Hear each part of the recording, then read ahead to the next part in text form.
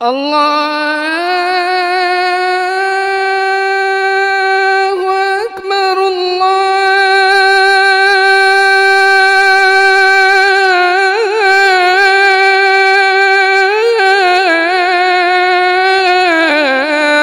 أكبر.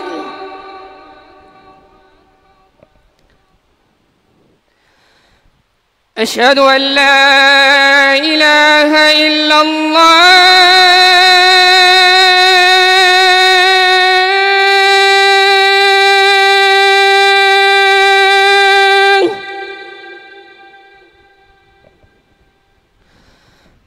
أشهد أن لا إله إلا الله.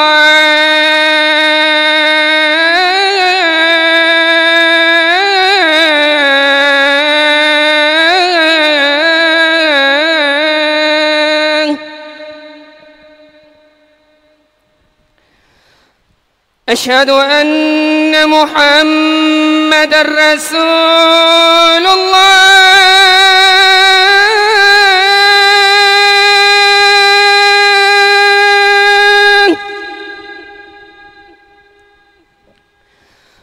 أشهد أن محمدًا رسول الله.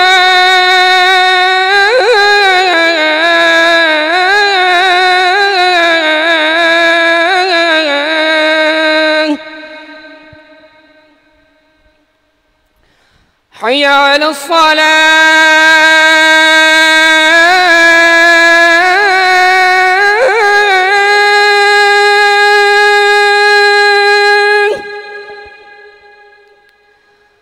حي على الصلاة.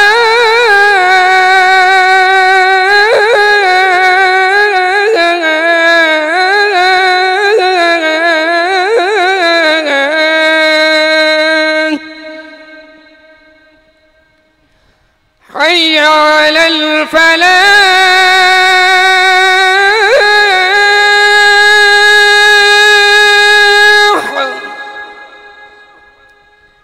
حي على الفلاح.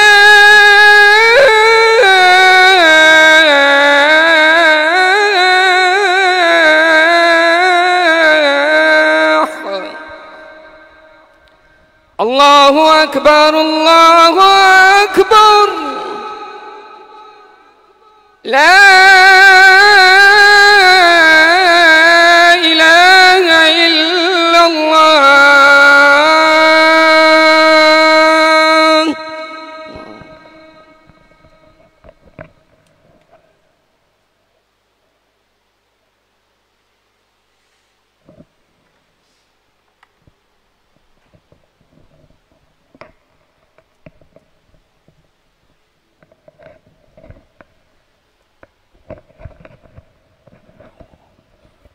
الحمد لله نحمده ونستعينه ونستغفره ونؤمن به ونتوكل عليه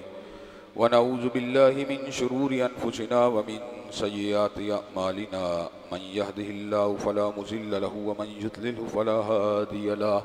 وأشهد أن لا إله إلا الله وأشهد أن محمدا عبده ورسوله صلى الله عليه وسلم. أما بعد فإن خير الحديث كتاب الله وخير الهدي هدي محمد صلى الله عليه وسلم وشر الأمور محدثاتها وكل محدثة بدعة وكل بدعة ضلالة وكل ضلالة في النار.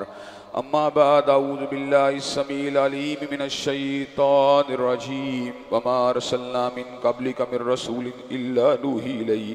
أنه لا إله إلا أنا فاعبدون. ہر قسم کی تعریفات اللہ مالک الملک کے لیے ہیں جنہوں نے جنات اور انسان کو حقیقی معنوں میں اپنی پوجا، اپنی بندگی اور اپنی عبادت کے لیے بنایا ہے. جنات اور انسان کی تخلیق کا حقیقی اور بنیادی مقصد یہی تھا کہ وہ بارگاہ رب العالمین میں آیا کریں، اپنی جبین نیاز کو مالک کائنات کی بارگاہ میں آ کے جھکایا کریں، اپنے دست سوال کو کبریا کی بارگاہ میں آ کے پھیلایا کریں، اپنی کمر کو حالت رکوع میں اس کی بارگاہ میں آ کے ہم کیا کریں، اسی کی تکبیر کی صداؤں کو بلند کیا کریں، اسی کی تحلیل کے آوازوں کو اجاگر کیا کریں، اسی کی تسبیح گیت گایا کریں. چنانچہ ارشاد ہوا وما خلقت الجن والانس الا لیعبدون، اور میں نے نہیں بنایا جنات اور انسان کو مگر اپنی پوجا، اپنی بندگی اور اپنی عبادت کے لیے. حمد و ثنا کے بعد ارب ہار بن گنت اور بے شمار درود و سلام ہوں اس ہستی اقدس و مقدس پر کہ جن کا نام نامی اور اسم گرامی محمد کریم صلی اللہ علیہ وآلہ آلہ وصحبہ وبارک وسلم ہے۔ اللہ رب العزت نے امام کائنات علیہ الصلوۃ والتسلیم کو اہل کائنات کی ہدایت اور ان کی رہنمائی کے لیے مبعوث فرمایا، اور آپ کی ذات بابرکات کے ذریعے اہل کائنات کی ہدایت اور ان کی رہنمائی کا خوب بندوبست فرمایا۔ اللہ رب العزت نے امام الہدیٰ علیہ الصلوۃ والتسلیم کی سیرت طیبہ میں طرح طرح کی خصوصیات کو ودیت فرما دیا تھا، اور گوناگوں قسم کی صفات کو آپ کی ذات اقدس و مقدس کا حصہ بنا دیا تھا، اور ان تمام باتوں سے بڑھ کر یہ کہ میرے آقا کی زندگی میں کوئی صبح ایسی نہیں آئی، کوئی شام اور کوئی رات ایسی نہیں آئی، دکھوں کی کوئی گھڑی اور خوشیوں کا لمحہ ایسا نہیں آیا جب مالک کائنات نے اپنی تائید کو، اپنی نصرت کو اور اپنی حمایت کاملہ کو آپ کے شامل حال نہ فرمایا ہو۔ اور ان تمام باتوں سے بڑھ کر یہ کہ عرش کے رب نے اپنی آخری کتاب حمید کو سید العرب والعجم امام المتقین والابرار حضرت اشرف الانبیاء والمرسلین حضرت خاتم النبیین جناب محمد کریم صلی اللہ علیہ وسلم کے قلب اطہر میں نازل فرما دیا تھا۔ اسی کتاب حمید کے ایک انتہائی شاندار فصیح و بلیغ عنوان جس کا تعلق حضرت رسول اللہ صلی اللہ علیہ وسلم کی ذات اقدس کے ساتھ ہے، اس کے حوالے سے اپنی چند گزارشات کو آپ حضرات کے گوش گزار کرنے کا سلسلہ جاری و ساری ہے۔ بات نظام مصطفیٰ علیہ السلام پر پہنچی ہے، اور نظام مصطفیٰ کے حوالے سے ابتدائی طور پہ میں نے آپ حضرات کے گوش گزار یہ باتیں کی ہیں کہ حضور علیہ السلام کا نظام ہی کائنات کا منفرد اور واحد نظام ہے جن سے انسانیت کو فلاح مل سکتی ہے، منزل مل سکتی ہے، امن مل سکتا ہے، سکون مل سکتا ہے،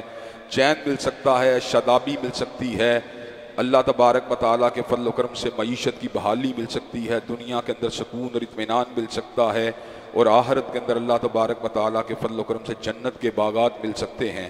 حضرت رسول اللہ صلی اللہ علیہ وسلم کے نظام کو چھوڑنے والا شخص کبھی بھی منزل مقصود کے اوپر نہیں پہنچ سکتا، خاص طور پہ جب وہ کلمہ گو بھی ہو اور وہ اللہ تبارک و تعالیٰ کے حبیب علیہ السلام کو اپنا رسول، اپنا امام اور اپنا نبی ماننے کا دعوے دار بھی ہو۔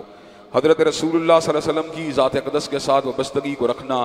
یہ ہر مسلمان اور مومن کے لیے انتہائی ضروری ہے، لیکن اس کے ساتھ ساتھ ہر مومن و مسلمان کو اس بات کو بھی سمجھنا چاہیے کہ ہمیں نظام مصطفیٰ علیہ السلام کے نفاذ کے لیے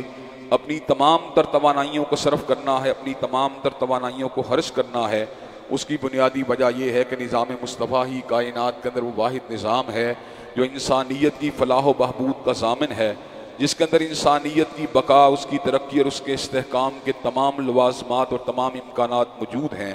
حضرت رسول اللہ صلی اللہ علیہ وسلم فقط مصلی کے امام بن کے نہیں آئے، فقط مسجد کے امام بن کے نہیں آئے، فقط روحانیت کے پیشوا بن کے نہیں آئے، فقط دل اور دماغ کی رہنمائی کے لیے نہیں آئے، بلکہ حضرت رسول اللہ صلی اللہ علیہ وسلم دنیا مادیت کے بھی امام ہیں۔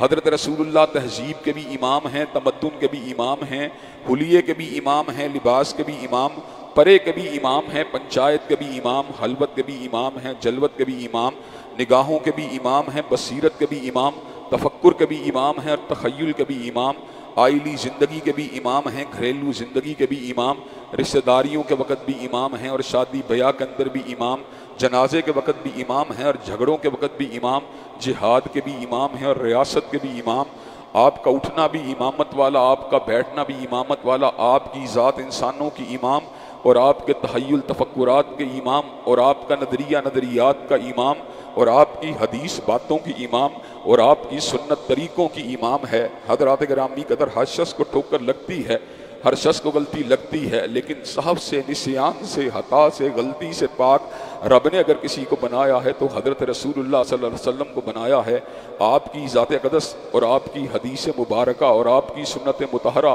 اور آپ کے انداز اور آپ کے اعتبار پہ میں نے جب بھی غور کیا حیران رہ گیا، ششدر رہ گیا، آپ کے فہم کو دیکھ کر، آپ کی فراست کو دیکھ کر، آپ کے تدبر کو دیکھ کر، آپ کی حکمت کو دیکھ کر، آپ کی بصیرت افروز باتوں کو دیکھ کر، اور آپ کے سنہری چال و چلن کو دیکھ کر، آپ کی خوبصورت سنتوں کو دیکھ کر، آپ کی اداؤں کو دیکھ کر، آپ کے چہرے کی رنائی کو دیکھ کر، آپ کی چمک کو دیکھ کر، اور آپ کی دھمک کو دیکھ کر، آپ کی بلندی کو دیکھ کر، اور آپ کی اونچائی کو دیکھ کر، آپ کی سبک رفتاری کو دیکھ کر، اور آپ کی تلوار کو دیکھ کر، آپ کی گھڑ سواری کو دیکھ کر، اور آپ کی حلوت و جلوت کو دیکھ کر میں حیران و ششدر رہ گیا، اور میرے ضمیر نے اور میرے شعور نے اس بات کی شہادت دی کہ یقیناً حضرت رسول اللہ صلی اللہ علیہ وسلم اللہ تعالیٰ کے سچے رسول ہیں، حضور حق ہیں، پیغمبر آخر الزماں ہیں، اور آپ ہی کا طریقہ، آپ ہی کا نظام سے انسانیت کو فلاح مل سکتی ہے۔ حضرات گرامی قدر آب حیات اگر کسی کے پاس موجود تھا تو حضرت رسول اللہ صلی اللہ علیہ وسلم کے پاس وہ آب حیات موجود تھا جو دلوں کے زنگوں کو اتارنے والا، جو روحانیت کی بیماریوں کو دور کرنے والا، جو انسانوں کی اداسیوں کو دور کرنے والا، جو انسانوں کے تفکرات کو دور کرنے والا، جو انسانوں کے غموں کو دور کرنے والا، جو انسانوں کے تخیلات، جو انسانوں کے تفکرات کے اندر آنے والی الجھنوں کو دور کرنے والا، ان کے وساوس کو دور کرنے والا، ان کے شکوک و شبہات کو دور کرنے والا، ان کے ریب و تردد کو دور کرنے والا، ان کے شہوانی مسائل کو دور کرنے والا، ان کے نفسیاتی عارضوں کو دور کرنے والا، ان کے سیاسی مسائل کو دور کرنے والا۔ حضرات گرامی قدر، دنیا کے اندر کسی کی عقل الہی کا مقابلہ نہیں کر سکتی۔ عقل الہی نے حضرت رسول اللہ صلی اللہ علیہ وسلم، حکمت الہی نے حضرت رسول اللہ صلی اللہ علیہ وسلم کی تربیت فرمائی، آپ کو تعلیم دی، اور اللہ تبارک و تعالیٰ کی طرف سے ملنے والی نورانیت کی وجہ سے حضرت رسول اللہ صلی اللہ علیہ وسلم کے اندر بھی ایسے اوصاف پیدا ہوئے کہ جو اوصاف کائنات کے اندر کسی کے اندر بھی پیدا نہیں ہو سکتے۔ اسی لیے حضرت شیخ الحدیث، حضرت امام زمان، حضرت محدث العصر، حضرت حافظ محمد گوندلوی رحمۃ اللہ علیہ یہ بات فرمایا کرتے تھے کہ جس طرح جانوروں کی عقل انسانی کا مقابلہ نہیں کر سکتی، اسی طرح عقل انسانی عقل نبوت کا مقابلہ نہیں کر سکتی۔ جانور جو ہے اس کے اندر درد کا احساس تو ہے، جانور کے اندر بھوک کا احساس تو ہے، جانور کے اندر پیاس کا احساس تو ہے، لیکن جانور کے اندر ارادے اور عزم کی وہ طاقتیں موجود نہیں، مستقبل کی پیش بندی اور پس منظر جو ہے اور اس کے حوالے سے پلاننگ کا تصورات موجود نہیں، جانور کو آنے والے کل کے حوالے سے راستے کا پتہ نہیں۔ حضرات گرامی قدر، انسان بھی بنیادی طور پہ ایک سماجی حیوان ہے، انسان کو اس بات کا پتہ نہیں اس عمل کا نتیجہ کیا مرتب ہوگا، اس عمل کے نتیجے کے اندر میں جہنم کے راستے پہ تو نہیں چل پڑوں گا، اس عمل کے نتیجے کے اندر میں کسی ہلاکت کے گھڑے میں تو نہیں گر جاؤں گا، اس عمل کے نتیجے میں کسی آزمائش کے شکنجے میں تو نہیں آ جاؤں گا، اس عمل کے نتیجے میں اللہ تعالیٰ کی کسی ناراضگی کی زد میں تو نہیں آ جاؤں گا، اس عمل کے نتیجے میں اللہ تعالیٰ کی کسی عقوبت کے نتیجے میں اس کی پکڑ اور عقوبت کے اندر تو نہیں آ جاؤں گا۔ حضرات گرامی قدر، حضرت رسول اللہ صلی اللہ علیہ وسلم ایک شریعت کو لے کے آئے جو شریعت بیضا تھی، جس نے اندھیرے اور اجالے کے فرق کو واضح فرما دیا، جس نے توحید اور شرک کے فرق کو واضح فرما دیا، جس نے انسانیت کو اس منزل کے اوپر چلا دیا جہاں پہ انسانیت کا راستہ اللہ تبارک و تعالیٰ کی طرف بنتا تھا۔ انہوں نے اس راستے کو اوپر چلا دیا جو راستہ جنت کی شاہراہوں پہ جانے والا تھا۔ انہوں نے ایک ایسے راستے کے اوپر انسانیت کو چلا دیا جس راستے کے اندر پاک دامنی تھی، جس راستے کے اندر طہارت تھی، جس کے اندر تزکیہ تھا، جس میں للہیت تھی، جس میں اللہ تبارک و تعالیٰ کی حیثیت تھی، جس میں عدل تھا، جس میں انصاف تھا، جس میں نورانیت تھی، جس میں ہدایت تھی۔ حضرات گرامی قدر، حضرت رسول رحمت کا نظام انسانوں کی فلاح کا نظام تھا، انسانوں کے اس کے اندر تمام کے تمام مسائل کا جامع معنی حل موجود تھا۔ حضرات گرامی قدر، کس طرح حضرت رسول اللہ صلی اللہ علیہ وسلم انسانوں کو آب حیات پلاتے رہے، کس طرح ان کے تفکرات کو دور فرماتے رہے، کس طرح ان کی روحانی اور نفسیاتی بیماریوں کو دور فرماتے رہے۔ یحل لهم الطیبات ویحرم علیہم الخبائث ویضع عنہم اسرہم والاغلال التی کانت علیہم، کس طرح ان کے لیے طیب چیزوں کو حلال کرتے رہے، کس طرح ان کے اوپر خبیث کو حرام کرتے رہے، کس طرح ان کے اوپر سے زندگانی کے بوجھوں کو اٹھاتے رہے، کس طرح ان کو جو تو جاہلیت کے رسوم و رواج سے باہر نکالتے رہے۔ حضرات گرامی قدر، یہ تو ایک طویل داستان ہے، یہ تو ایک طویل سفر ہے۔ حضرات گرامی قدر، اس سفر کی اساس کیا ہے، اس سفر کی بنیاد کیا ہے؟ حضرات گرامی قدر، اس سفر کی بنیاد اللہ تبارک و تعالیٰ کی وحدانیت کی پہچان، اللہ تبارک و تعالیٰ کا تعارف، اس کی یکتائی کی بات، اس کی تنہائی کی بات، اس کی توحید کی بات ہے۔ حضرت رسول اللہ صلی اللہ علیہ وسلم نے اس دعوت کو بالکل اسی انداز میں دیا جس انداز کے اندر انبیاء سابقہ دیتے رہے۔ حضرات گرامی قدر، اپنی جانفشانی کے اعتبار سے، اپنی جد و جہد کے اعتبار سے، اپنی جہد مسلسل کے اعتبار سے تو حضرت رسول اللہ صلی اللہ علیہ وسلم سابقہ انبیاء کے اوپر فوقیت لے گئے تھے، اپنے صبر کے اعتبار سے، تسلیم و رضا کے اعتبار سے، جد و جہد کے اعتبار سے، تکالیف کو برداشت کرنے کے اعتبار سے، صعوبتوں کو سہنے کے اعتبار سے، مشقتوں کو جھیلنے کے اعتبار سے۔ لیکن جہاں تک تعلق ہے دعوت کی اساس کی بات کا، جہاں تک تعلق ہے دعوت کی بنیاد کا، حضور کی دعوت وہی دعوت تھی جو سیدنا آدم کی دعوت تھی، حضور کی دعوت وہی دعوت تھی جو سیدنا نوح کی دعوت تھی، حضور کی دعوت وہی دعوت تھی جو سیدنا ابراہیم کی دعوت تھی، حضور کی دعوت وہی دعوت تھی جو سیدنا موسیٰ کلیم کی دعوت تھی، حضور کی دعوت وہی دعوت تھی جو سیدنا عیسیٰ روح اللہ کی دعوت تھی۔ اللہ تبارک و تعالیٰ نے اسی حقیقت کے اظہار کے لیے حضرت رسول اللہ کے پر اسی وحی کا نزول فرما دیا۔ ما کنت بدعا من الرسل، آپ اس بات کا اعلان کر دیجئے میں رسولوں کے دین کے اندر کوئی نئی ایجاد کو لے کے نہیں آیا، میری دعوت وہی دعوت ہے جو انبیاء سابقہ کی دعوت تھی۔ حضرات گرامی قدر انبیاء سابقہ نبی توحید کی وضاحت فرمائی، شرک کو تار تار کیا اور اللہ کی وحدانیت کے ڈھنگوں کو بجا دیا۔ حضرت رسول اللہ نے جہاں پر اپنی انفرادی دعوت کے اندر توحید کے پیغام کو پوری شد و مس سے لوگوں کے سامنے رکھا، وہاں پر آپ کی اجتماعی دعوت کی بنیاد بھی توحید کا یہ عظیم الشان عقیدہ تھا، یہ عظیم الشان نظریہ تھا۔ حضور کو اس بات کا اچھی طرح پتا تھا، آپ کو اس بات کا اچھی طرح علم تھا کہ جب تک انسانیت اللہ تعالیٰ کے آستانے پہ نہیں جھکے گی انسانیت کو منزل نہیں مل سکتی۔ حضور کو اس بات کا پتا تھا تعدد اور شراکت جو ہے، جو شرک جو ہے، اس کے نتیجے کے اندر انسانیت جو ہے تو بدامنی کا شکار ہوتی ہے۔ حضور کو اس بات کا پتا تھا شرک کے نتیجے کے اندر انسانیت جو ہے وہ اندھیروں کے اندر مبتلا ہوتی ہے۔ حضور کو اس بات کا پتا تھا شرک کے نتیجے کے اندر انسان جو ہوتا ہے بدامنی کا شکار ہوتا ہے، شرک کے نتیجے کے اندر انسان جو ہے اپنی منزل سے بھٹک جاتا ہے، شرک کے نتیجے کے اندر انسان اپنی منزل کو کھو دیتا ہے۔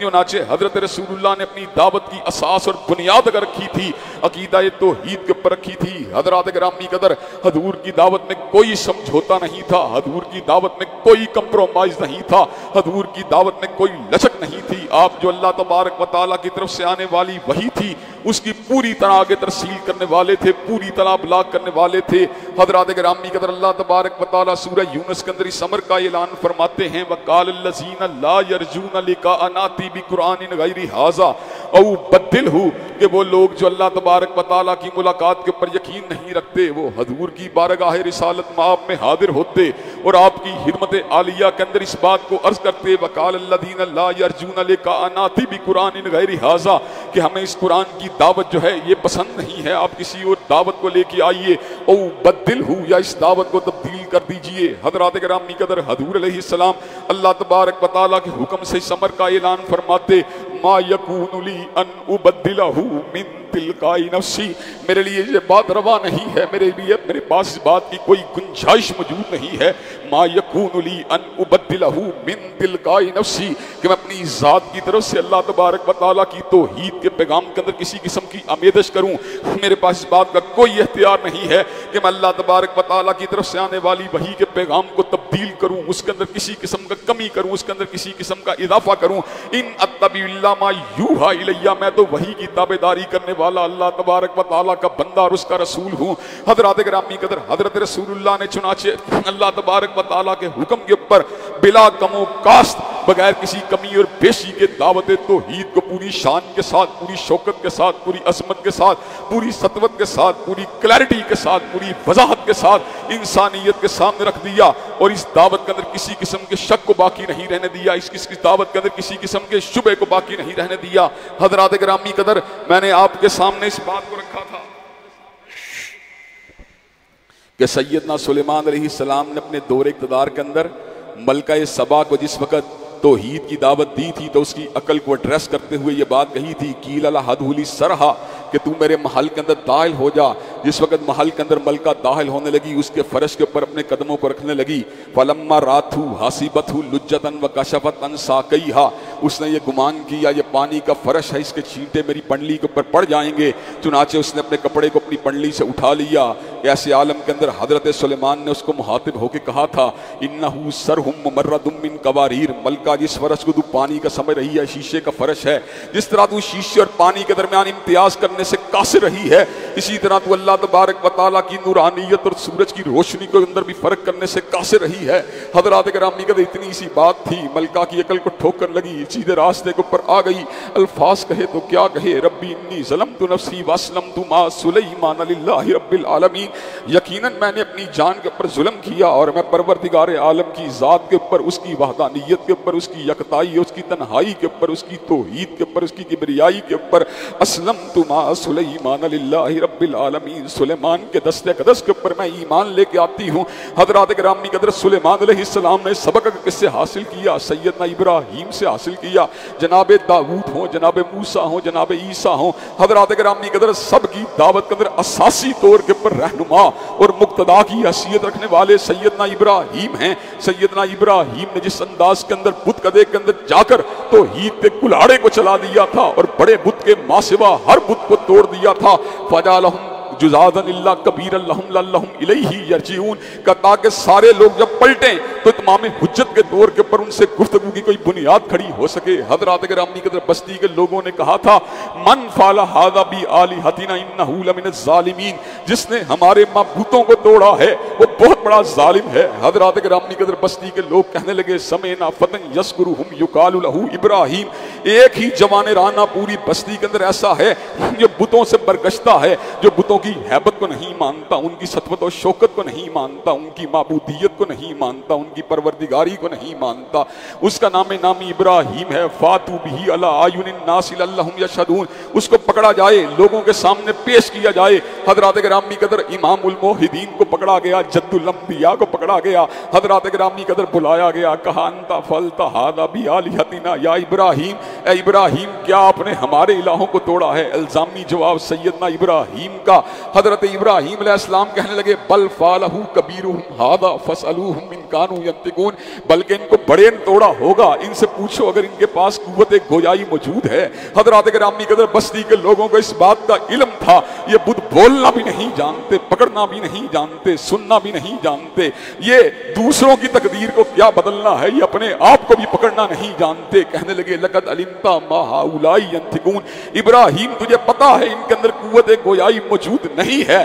حضرات گرامی قدر سیدنا ابراہیم علیہ السلام نے توحید کے کلہاڑے کو اٹھا لیا، کہا اف لکم ولم تعبدون من دون اللہ افلا تعقلون، تمہاری عقلوں کے اوپر ماتم ہے، تم ان کی پوجا کرتے ہو، تمہاری عقلوں پہ اف اور تف ہے، تم ان کی پوجا کرتے ہو جو نفع کے بھی مالک نہیں، نقصان کے بھی مالک نہیں۔ افلا تعقلون، کیوں غور و فکر نہیں کرتے، کیوں عقل نہیں کرتے؟ حضرات گرامی قدر انہوں نے کیا کیا؟ سیدنا ابراہیم کی دعوت کو قبول کرنے کی بجائے یہ بات کہی حرقوہ وانصروا آلہتکم ان کنتم فاعلین، ابراہیم کے لیے چتا کو جلایا جائے، اچھی طرح بڑکایا جائے۔ حضرات گرامی قدر چتا کو جلایا گیا، اچھی طرح بڑکایا گیا، سیدنا ابراہیم کو اس کے اندر اتارا گیا۔ حضرات گرامی قدر آگ جلاتی ہے، اس کے اندر طبی اعتبار سے جلانے کا اثر موجود ہے۔ کائنات اس دنیا جو ہے، نظام دنیا جو ہے، نظام عالم جو ہے وہ فزکس کے قوانین کے اوپر چل رہا ہے، نظام طبیعیات کے اوپر چل رہا ہے، لیکن طبیعیات کے اوپر بھی ایک امر چلتا ہے، وہ خالق کائنات کا امر چلتا ہے، مالک کائنات کا امر چلتا ہے۔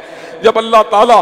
کن کہہ جاتے ہیں فیکون ہو جاتا ہے۔ جب اللہ تبارک و تعالیٰ کسی میں سے طبی صلاحیت کو حذف کرنا چاہتے ہیں، سلب کرنا چاہتے ہیں، تو مالک کائنات کے لیے ایسا کرنا کچھ مشکل نہیں۔ سیدنا ابراہیم آگ میں اترتے ہیں، حسبنا اللہ و نعم الوکیل کے الفاظ کہتے ہیں، آسمان سے ندا آتی ہے قلنا یا نار کونی بردن و سلاما علی ابراہیم، اے آگ تو ابراہیم کے اوپر ٹھنڈی ہو جا، مگر اتنی ٹھنڈی نہیں ہونا کہ ابراہیم کو سردی کا احساس ہونے لگے، اس کے لیے مہکتے ہوئے گلابوں کے گلستان بن جانا، اس کے لیے چمنستان بن جانا۔ اور اس امر کا اعلان فرما دیا وَأَرَادُوا بِهِ كَيْدًا فَجَعَلْنَاهُمُ الْأَخْسَرِينَ، وہ ابراہیم کے خلاف مکر کا ارادہ لے کے آئے، لیکن پروردگار عالم نے ان کے تمام مکاریوں کو جو تھا وہ خاک میں ملا کے رکھ دیا۔ حضرات گرامی قدر سیدنا محمد رسول اللہ صلی اللہ علیہ وسلم نے بھی اسی دعوت کا اعلان کیا۔ آپ نے لات کو نہیں ماننا، آپ نے منات کو نہیں ماننا، آپ نے عزا کو نہیں ماننا، آپ نے حبل کو نہیں ماننا، آپ نے لیلا کو نہیں ماننا،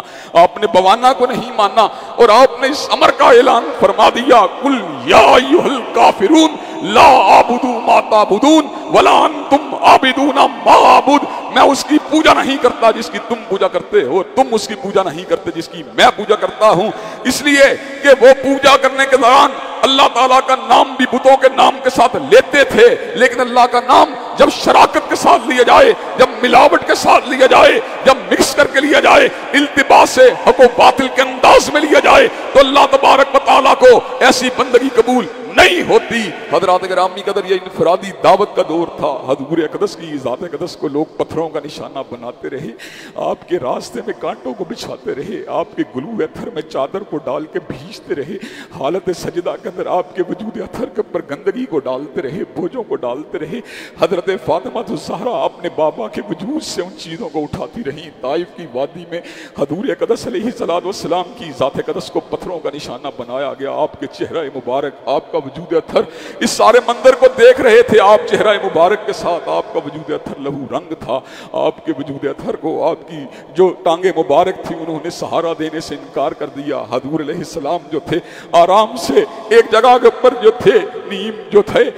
کمزوری کے عالم کے اندر جو ہیں جلوہ افروز ہوتے ہیں، ایسے عالم میں پہاڑوں کا فرشتہ حضرت جبریل امین کے ساتھ آیا، کہا حبیب حکم کیجئے طائف کی اس وادی کو 2 پہاڑوں کے درمیان پیس کے رکھ دیا جائے۔ تو حضور علیہ السلام نے کہا تھا اللہم اہد قومی فإنہم لا یعلمون۔ حضرات گرامی قدر یہ جو تھا دور انفرادی دعوت کا دور تھا، لیکن وہ وقت بھی آیا جب حضور علیہ السلام کو اللہ نے غلبہ دیا۔ بدر کے اندر تلواریں چلنے کے بعد، اور احد کے اندر تیر و تلوار کے ٹکراؤ کے بعد، اور خندق کے اندر خندقوں کے کھد جانے کے بعد، اور خیبر کے اندر قلعہ خیبر کے فتح ہو جانے کے بعد، اور مرحب کی گردن کے کٹ جانے کے بعد، اور حدیبیہ کے اندر مصالحت کے ہو جانے کے بعد، پھر وہ وقت بھی آیا جس کا ذکر اللہ تعالیٰ نے توریت میں کیا تھا، انجیل میں کیا تھا۔ وہ 10,000 قدوسیوں کے ساتھ آیا، اس کے دانے ہاتھ میں آتشی شریعت تھی۔ حضرات گرامی قدر اللہ تبارک و تعالیٰ کے حبیب علیہ السلام مکہ کے اندر کس انداز میں داخل ہوئے، نہ سینے کو چوڑا کیا ہوا، نہ سر کو اٹھایا ہوا، اپنے وجود اطہر کو، اپنے چہرہ مبارک کو اللہ تبارک و تعالیٰ کے سامنے ہم کیا ہوا۔ یہ کیسا فاتح ہے جو اتنی بڑی فتح عظیم کے اوپر بھی اللہ تبارک و تعالیٰ کے سامنے جھکا ہوا ہے۔ حضرات گرامی قدر بات جو ہے میں اس کے نقطے کی طرف لے کے آتا ہوں۔ حضور علیہ السلام نے ایسے عالم کے اندر جس وقت مکہ فتح ہو چکا تھا، اور حضرات گرامی قدر کئی لوگ جو ہوتے ہیں فتوحات کے موقع کے اوپر، اور ایسی عظیم الشان فتوحات کے موقع کے اوپر کمپرومائز کے راستے کو تلاش کرتے ہیں حضرات گرامی قدر، لیکن حضور اقدس نے اس فتح عظیم کے موقع کے اوپر، اس فتح مبارک کے موقع کے اوپر مداہنت کا راستہ نہیں اپنایا، مصلحت کا راستہ نہیں اپنایا، کمپرومائز کا راستہ نہیں اپنایا، سمجھوتے کا راستہ نہیں اپنایا۔ سیدنا علی المرتضیٰ کو اپنے کاندھے مبارک کے اوپر کھڑے فرما دیا، اور حضرات گرامی قدر بیت اللہ شریف کے اندر سے ہر بت کو گرا دیا، اور ہر بت کو گراتے وقت ان بتوں کو نہیں گرایا جو معبودان باطل تھے، بلکہ سیدنا ابراہیم کے بت کو بھی گرا دیا، سیدنا اسماعیل کے بت کو بھی گرا دیا، اور اس امر کو کائنات کے لوگوں کے سامنے واضح فرما دیا کہ حضور علیہ السلام کائنات کے اندر اللہ کی یکتائی کو منوانے کے لیے آئے ہیں، اللہ کی تنہائی کو منوانے کے لیے آئے ہیں، اللہ اکبر کا نعرہ لگانے کے لیے آئے ہیں، اور لا الہ الا اللہ کی مالا کو جھپنے کے لیے آئے ہیں۔ حضور کی دعوت انفرادی حوالے سے بھی توحید کی دعوت تھی، حضور کی دعوت اجتماعی حوالے سے بھی توحید کی دعوت تھی، حضور کی دعوت پولیٹیکل حوالے سے بھی توحید کی دعوت تھی۔ آپ نے اس دعوت کو سمجھوتا نہیں کیا، اور حضرات گرامی قدر آپ نے جس شان کے اندر توحید کی دعوت دی، آپ نے توحید کی دعوت کو اپنی پولیٹیکل تمام کی تمام جدوجہد کے اندر فنڈامنٹل حیثیت دی۔ حضرات گرامی قدر آپ نے اس حوالے سے کسی قسم کی لچک کا مظاہرہ نہیں کیا۔ آج ریاست مدینہ کے اندر جس کو ریاست مدینہ کا جھوٹا دعوے دار اور ریاست مدینہ کے جھوٹے نعرے لگانے والے حکمران جس کو ریاست مدینہ کہتے ہیں، وہاں توحید کی دعوت تو ایک طرف رہی، وہاں ختم نبوت کے اوپر بھی سمجھوتا کرنے کی بات ہوتی ہے، وہاں پر حرمت رسول اللہ کے اوپر بھی سمجھوتا کرنے کی بات ہوتی ہے، وہاں پر 295 کے قانون کی تبدیلی کے بھی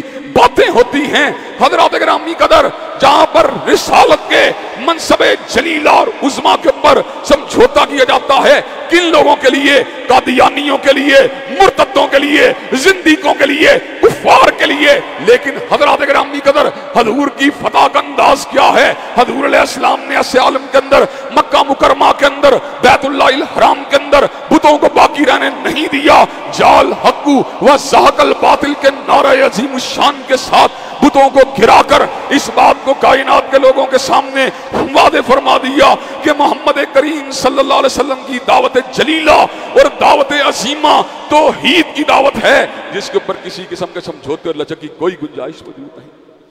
حضرات گرامی قدر جہاں پر آپ نے بت پرستی کا انکار کیا، جہاں پر آپ نے بتوں کی الوہیت کو ٹارگٹ کیا، وہاں پر آپ نے دیگر حوالوں سے بھی توحید کی دعوت کو بڑے عباد انداز میں بیان کیا۔ ایک وقت تھا جب سیدنا ابراہیم علیہ السلام نے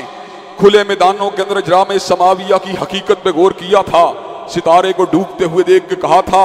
لا احب الآفلین، جو ڈوب جائے مجھے اس سے محبت نہیں ہو سکتی، اور چاند کو ڈوبتے دیکھ کے کہا تھا لئن لم یہدنی ربی لاکونن من القوم الضالین، اگر اللہ تبارک و تعالیٰ آپ نے میری رہنمائی نہ کی تو مجھے منزل نہیں مل سکتی، اور سورج کو ڈوبتے دیکھ کے کہا تھا انی وجہت وجہی للذی فطر السماوات والارض حنیفا وما انا من المشرکین، کہ میں اپنے چہرے کا رخ چاند کی طرف نہیں کرتا، میں اپنے چہرے کا رخ ستارے کی طرف نہیں کرتا،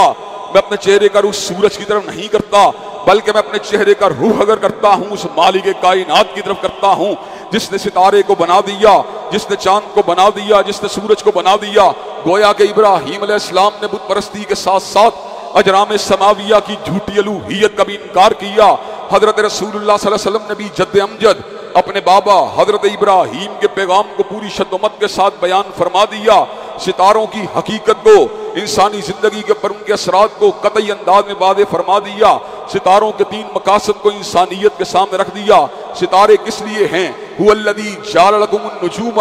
لتہتدوا بہا فی ظلمات البر والبحر۔ اندھیروں کے اندر، خشکیوں اور تریوں کے اندھیروں کے اندر جب منزل نہیں ملتی قطب شمالی کو دیکھ کر، قطب جنوبی کو دیکھ کر، اسی طرح ستاروں کی مختلف ڈائریکشنوں کو دیکھ کر انسان کو راستہ مل جاتا ہے۔ دوسرا مقصد وَلَقَدْ جَعَلْنَا فِي السَّمَاءِ بُرُوجًا وَزَيَّنَّاهَا لِلنَّاظِرِينَ۔ آسمان کی خوبصورت چھت کو اللہ تعالیٰ نے اپنے خوبصورت کمکموں کے ساتھ سجا دیا۔ حضرات گرامی قدر، تیسرا مقصد جس وقت شہاب ثاقب کو اللہ تبارک و تعالیٰ مارتے ہیں، اس وقت مارتے ہیں جب کوئی شیطان جن آسمان سے کسی خبر کو چوری کر کے زمین کے پر لانے کی کوشش کرتا ہے۔ وَحَفِظْنَاهَا مِن كُلِّ شَيْطَانٍ رَجِيمٍ إِلَّا مَنِ اسْتَرَقَ السَّمْعَ فَأَتْبَعَهُ شِهَابٌ مُبِينٌ۔ جب کوئی چوری کرنے کی کوشش کرتا ہے تو اللہ تبارک و تعالیٰ اپنے اس ستارے کو اس کے اوپر مارتے ہیں اور ان کو جلا کے راکھ کر دیتے ہیں۔ جب اللہ تعالیٰ کی مشیت اور حکمت ہوتی ہے، کئی مرتبہ اللہ تعالیٰ شہاب ثاقب کو نہیں مارتے، چور کو آسمان کی خبر آزمائش کے لیے زمین کے اوپر منتقل ہونے دیتے ہیں۔ سوچ جھوٹوں میں ملی ہوئی خبر زمین کے اوپر نجومی کے پاس پہنچ جاتی ہے۔ نجومی دعویٰ کرتا ہے شیطان سے ملنے والی اس خبر کی وجہ سے اس کی خبر جو ہوتی ہے وہ کئی مرتبہ سچی ثابت ہو جاتی ہے۔ ایسے عالم کے اندر لوگوں کے ذہنوں کے اندر شکوک و شبہات پیدا ہو جاتے ہیں۔ حضرات گرامی قدر، حقیقت حال یہ ہے ستاروں کے اندر کوئی الوہیت والی بات موجود نہیں ہے۔ ستارے انسان کے نفع و نقصان کے مالک نہیں ہیں، اور حضرات گرامی قدر نجومی جھوٹے ہیں، بے ایمان ہیں، بد کردار ہیں، بے رحمی کا شکار ہیں، انسانیت کو ورگلانے والے ہیں، انسانیت کو راہ ہدایت سے ہٹانے والے ہیں۔ ستارے نہ میرے نفع کے مالک ہیں، نہ میرے نقصان کے مالک ہیں، نہ میرے شادی بیاہ کے مالک ہیں، نہ میری زندگی میں آنے والے اسوار کے مالک ہیں، نہ میری تجارتوں کے مالک ہیں۔ حضرات گرامی قدر، اپنے بابا ابراہیم کے پیغام کو حدیبیہ کے اندر اس دن سنا دیا جس رات حدیبیہ میں بارش ہوئی۔ اس بارش کو کئی لوگوں نے کہا یہ بارش اللہ نے برسائی ہے، کچھ نے کہا یہ بارش ستاروں کی حرکت کی وجہ سے ہوئی ہے۔ حضرات گرامی قدر، حضرت رسول اللہ ارشاد فرماتے ہیں صحابہ کے مجمع عظیم کو مخاطب ہو کر کہ اللہ تبارک و تعالیٰ نے یہ بات کہی ہے، اس بارش نے کئیوں کو مومن بنا دیا، کئیوں کو کافر بنا دیا۔ صحابہ بڑے حیران ہوئے، ایک بارش نے کئیوں کو مومن بنا دیا، کئیوں کو کافر بنا دیا۔ کہا حضور اقدس ہو کس طرح؟ کہا وہ اس طرح کہ جس نے کہا بارش ستارے کی حرکت کی وجہ سے ہوئی ہے، اللہ کہتا ہے وَهُوَ كَافِرٌ بِي وَمُؤْمِنٌ بِالْكَوَاكِبِ، اس نے میرا انکار کیا، وہ ستاروں کے پر ایمان لے کے آیا۔ اور جس نے یہ بات کہی بارش ستارے کی حرکت کے ساتھ نہیں ہوتی، بارش تو اللہ کے امر سے ہوتی ہے، وَهُوَ مُؤْمِنٌ بِي وَكَافِرٌ بِالْكَوَاكِبِ، وہ میری ذات پر ایمان لے کے آیا اور اس نے کافروں کی، اس نے ستاروں کی پوجا کا انکار کیا۔ حضرات گرامی قدر، ذرا غور کیجئے، حضور علیہ السلام نے ایسے عالم کے اندر جبکہ اللہ نے آپ کو والی ریاست بنا دیا، جبکہ اللہ تعالیٰ نے آپ کو مدینہ کا والی بنا دیا، آپ ایسے عالم کے اندر بھی مدینہ طیبہ کے دوست احباب کو، اپنے تلامذہ کو حدیبیہ کے مقام کے اوپر اللہ کی وحدانیت کی دعوت دے رہے ہیں، ستارہ پرستی کو ان کے دماغوں سے کھرچ رہے ہیں، ستارہ پرستی کے آثار کو ان کے دماغوں سے اتار رہے ہیں، دل و دماغ سے کھرے رہے ہیں۔ اور حضرات گرامی قدر، چلتے چلاتے میں یہ بات بھی کہہ دینا چاہتا ہوں،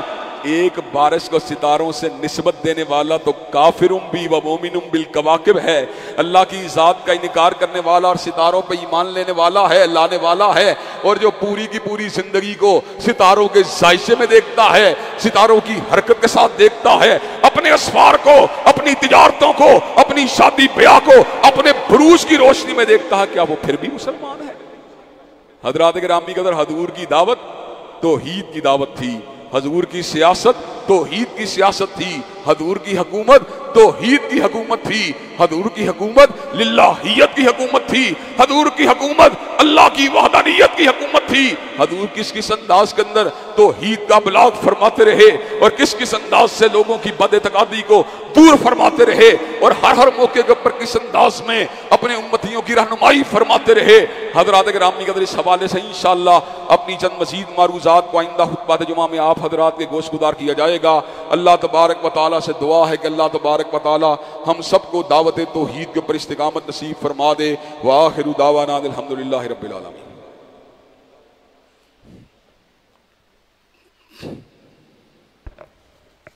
الحمدللہ نحمدہ ونستعینہ ونستغفرہ ونؤمن بہ ونتوکل علیہ ونعوذ باللہ من شرور انفسنا ومن سیئات اعمالنا من یہدہ اللہ فلا مضل لہ ومن یضلل فلا ہادی لہ واشہد ان لا الہ الا اللہ واشہد ان محمدا عبدہ ورسولہ صلی اللہ علیہ وسلم۔ اما بعد فإن خیر الحدیث کتاب اللہ وخیر الہدی ہدی محمد صلی اللہ علیہ وسلم وشر الامور محدثاتها وكل محدثة بدعة وكل بدعة ضلالة وكل ضلالة في النار۔ حضرات گرامی قدر، اللہ تبارک و تعالیٰ کے حبیب علیہ السلام کائنات کے لوگوں کے لیے ہر فیلڈ کے رہنما بن کے آئے اور مائیکل ہارٹ کو یہ الفاظ کہنے پڑے، He was the only man in the human history who was supremely successful in both religious and secular phases of life۔ اور حضرات گرامی قدر پنڈت ہری چند اختر کو یہ الفاظ کہنے پڑے، کس نے ذروں کو اٹھایا اور صحرا کر دیا، کس نے قطروں کو ملایا اور دریا کر دیا، آدمیت کا غرض ساما مہیا کر دیا اور ایک عرب نے آدمی کا بول بالا کر دیا۔ حضرات گرامی قدر، اور حضرت حالی نے الفاظ کہے، اتر کر ہیرا سے سوئے کو آیا اور ایک نسخہ کیمیا ساتھ لایا، مسے خام کو جس نے کندن بنایا، کھرا اور کھوٹا الگ کر دکھایا۔ حضرات گرامی قدر، حضرت رسول اللہ صلی اللہ علیہ وسلم کی دعوت ہر اعتبار سے کامل مکمل اکمل دعوت ہے، اور آپ کا نظام ہر اعتبار سے فقط انفرادی اصلاح کا نظام نہیں بلکہ اجتماعی اصلاح کا بھی نظام ہے۔ اور زندگی کے نشیب و فراز کے دوران جب بھی کبھی کوئی کرائسس پیدا ہوتا ہے، جب بھی کبھی کوئی علمیہ جنم لیتا ہے، جب بھی کوئی ٹریجڈی رونما ہوتی ہے، حضور کی بڑی یاد آتی ہے، حضور کی بڑی یاد ستاتی ہے۔ سچی بات یہ ہے، اللہ تبارک و تعالیٰ کے ذکر کے بعد حضرت رسول اللہ صلی اللہ علیہ وسلم کی رہنمائی کا احساس انسان کے لیے ایک روشنی کا مینار ہے، انسان کے لیے ایک روشنی کو حاصل کرنے کا ذریعہ ہے۔ حضرات گرامی قدر، اسی لیے حضرت رسول اللہ کی تعلیمات مقدس و مطہر کی روشنی میں میں اپنی گزارشات کو آپ حضرات کے گوش گزار کرتا رہتا ہوں۔ حالیہ دنوں کے اندر بھی ایک ٹریجڈی کا واقعہ رونما ہوا، کسی مدرسے کے کسی بزرگ عمر کے استاد نے کسی نوجوان کے ساتھ برائی کا ارتکاب کیا، تو پھر حضور علیہ السلام کی یاد ایک مرتبہ پھر بہت زیادہ ستائی۔ حضرات گرامی قدر، لوگ تو طرح طرح کی باتیں کرتے ہیں، پراپوگنڈا کرتے ہیں، لیکن میں آپ کے سامنے یہ بات کہہ دینا چاہتا ہوں کہ حضرات گرامی قدر اس حوالے سے قرآن کا نریٹو بالکل واضح ہے۔ قرآن مجید نے سیدنا لوط علیہ السلام کے واقعے کو کلیئرلی بیان کیا ہے اور کئی مرتبہ یہ بات کہی ہے، فَنَجَّيْنَاهُ وَأَهْلَهُ أَجْمَعِينَ إِلَّا عَجُوزًا فِي الْغَابِرِينَ، کہ اللہ تعالیٰ نے سیدنا لوط کو ان کی طہارت کی وجہ سے، ان کے تزکیے کی وجہ سے نجات دے دی تھی اور ان کی بیوی کو ان لوگوں میں شامل کر دیا تھا جو پیچھے رہنے والی تھی۔ حضرات گرامی قدر، اس فعل شنی کی وجہ سے اللہ نے اس قوم کے اوپر آسمان سے سنگ باری کی تھی اور ہر شخص کو اس کے جرم کے مطابق جو تھا عبرت کا نشانہ بنا دیا تھا۔ ان کو جو تھا عبرت کا نشان نہیں بنایا بلکہ ایک ایسی ٹریجڈی کا وہ شکار ہوئے اور ایک ایسے اللہ تبارک و تعالیٰ کے عذاب کا شکار بنے کہ آنے والی نسلوں کے اندر اس کی مثال جو تھی ہمیشہ کے لیے لکھ دی گئی۔ حضرات گرامی قدر، معمولی عبرت نہیں تھی، بہت بڑی عبرت کا سامان اس واقعے کے اندر موجود تھا۔ حضرات گرامی قدر، حضرت رسول اللہ صلی اللہ علیہ وسلم کی حدیث اس مسئلے کے اندر واضح ہیں۔ اسلام کے اندر، کتاب اللہ کے اندر اور سنت رسول ہاشمی کے اندر اس حوالے سے کوئی لشک موجود نہیں ہے، لیکن برائی کا ارتکاب کرنے والا چاہے مولوی ہو، چاہے قاری ہو، چاہے مدرس ہو، چاہے ڈاکٹر ہو، چاہے انجینئر ہو، ہمارا موقف علی وجہ البصیرت اس مسئلے میں ہمیشہ واضح رہا ہے۔ جو بھی اس برائی کا ارتکاب کرتا ہے اس کو کڑی سزا ملنی چاہیے۔ جو اس کیس کے اندر اور اس جیسے تمام کیسز کے اندر کم از کم سزائے موت بنتی ہے، اور اس سزائے موت کے اوپر کسی سمجھوتے کی اور کسی کمپرومائز کی کوئی گنجائش موجود نہیں ہے۔ حضرات گرامی قدر، آج لبرل مافیا اس واقعے کی بنیاد بنا کر مولویوں کا ٹرائل کر رہا ہے، سوچنے کی بات یہ ہے جب تم ان گندے پروگراموں کو انڈوس کر رہے تھے اور ان گندے پروگراموں کی حمایت کر رہے تھے اور میرا جسم میری مرضی کے نعرے لگا رہے تھے، تب اس وقت تمہاری یہ سوچ، یہ فکر، یہ نقطہ نظر اور اس صدا کا یہ مطالبہ اور علماء کو ٹارگٹ کرنے کا یہ انداز کہاں پر موجود تھا؟ آؤ اگر تم اپنے دعووں میں سچے ہو، اپنے پروپیگنڈے کا سچے ہو، تو آؤ اس بات کے اوپر کنسنسس کرتے ہیں، اس بات کے اوپر اگریمنٹ کرتے ہیں، اس بات کے اوپر اتفاق اور اتحاد کرتے ہیں کہ زناکاری کا ارتکاب کرنے والا چاہے زنا بالجبر کرے یا زنا بالرضا کرے، اور بدفعلی کا ارتکاب کرنے والا چاہے جبرن بدفعلی کا ارتکاب کرے یا رضامندی کے ساتھ بدکرداری کا ارتکاب کرے، اس کو سزائے موت ملنی چاہیے۔ ہاتھ کندن کو آرسی کیا ہے؟ ابھی آپ دیکھیں گے لبرل عناصر آپ کو دوڑتے ہوئے نظر آئیں گے، بھاگتے ہوئے نظر آئیں گے، وہ کبھی سزائے موت کی طرف نہیں آئیں گے۔ ان کو پتا ہے ہمارا کام سزا دلوانا نہیں بلکہ مولویت کو بدنام کرنا ہے، مدارس کے اوپر تبرہ کرنا ہے۔ حضرات گرامی قدر، مدارس اللہ کے دین کے کلے ہیں، کتاب اللہ کا نریٹو واضح ہے۔ قوم لوط کے عمل کو اللہ نے فعل شنی قرار دیا ہے، من قبل کانوا یعملون السیئات، اللہ نے اس عمل کو جو ہے برا عمل قرار دیا ہے، کانت تعمل الخبائث، اس عمل کو عمل خبیث قرار دیا ہے، اور اس عمل کے اوپر سیدنا لوط علیہ السلام کے اس نیریٹو کو بیان کیا ہے، ہاؤلائی بناتی ہن اطہر لکم فاتقوا اللہ ولا تخزونی فی ضیفی الیس منکم رجل رشید۔ سیدنا لوط نے کہا تھا آؤ اگر تم فعل شنی کو چھوڑتے ہو میں اپنی بیٹیاں تمہارے نکاح میں دینے کے لیے تیار ہوں۔ حضرات گرامی کا چنانچہ آپ مجھے یہ بات بتلائیے کہ آپ ریاست پاکستان سے اس بات کا مطالبہ کرنے کے لیے تیار ہیں کہ جو انجینئر، ڈاکٹر، مولوی، قاری، مدرس، وکیل، ارب پتی، کھرب پتی، سرمایہ دار جو بھی اس کام میں ملوث ہوگا اس کو سزائے موت ملنی چاہیے کہ نہیں ملنی چاہیے؟ حضرات گرامی قدر، انشاءاللہ اللہ تعالیٰ کے فضل و کرم سے ہم پہلے بھی جو زناکاری کے واقعات ہیں یا بدکرداری کے واقعات ہیں ان کے علاوہ پوری قوت سے آواز اٹھاتے رہے ہیں۔ قاری خلیل الرحمن کا بیٹا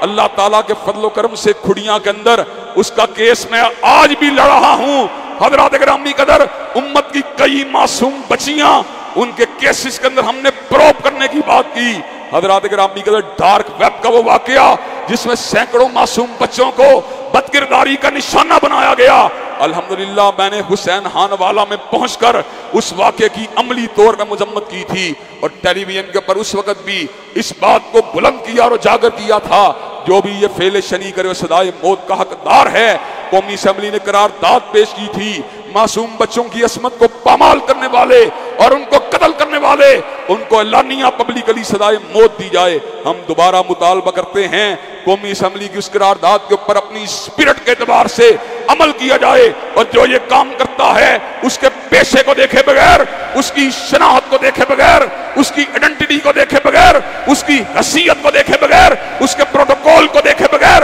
اس کی سماجی سیاسی شناخت کو دیکھے بغیر اس کو کڑی سزا دی جائے۔ لیکن تم نہیں دے سکتے، تمہارے قانون اور غیروں کے لیے جو اپنوں کے لیے اور ہیں، بیگانوں کے لیے اور ہیں، تمہارے قانون کمزوروں کے لیے اور ہیں، طاقتوروں کے لیے اور ہیں، بااثر لوگوں کے لیے اور ہیں، اور بے بسوں کے لیے اور ہیں۔ لیکن انشاءاللہ وقت آئے گا یہ ملک تزکیہ، طہارت، للہیت، حجاب اور حیا کا گہوارہ بن کے رہے گا، اور اس ملک کے اندر بدکرداری کے اڈے بھی انشاءاللہ ختم ہو کے رہیں گے۔ اللہ تبارک و تعالی ہمارے ملک کو امن و سکون و تزکیہ طہارت کا گہوارہ بنائے۔ ان اللہ یامر بالعدل والاحسان وایتاء ذی القربى وینہی عن الفحشاء والمنکر والبغی سبحان ربک رب العزۃ عما یصفون والسلام علی المرسلین والحمد للہ رب العالمین۔